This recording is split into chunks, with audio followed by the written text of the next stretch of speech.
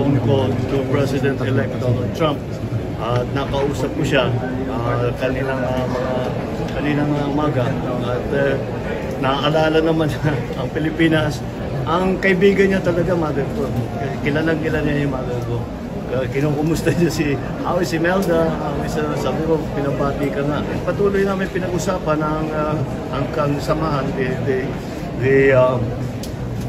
the alliance between the United States and the Philippines, and I expressed to him our continuing desire to strengthen that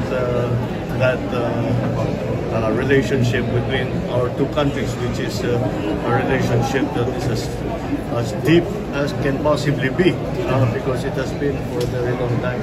I also reminded the President-elect that ang mga Pilipino sa Amerika, overwhelmingly, naging binoto nila si Trump. At I'm sure maaalala na yan pagka tayo ay parang nagkita kami.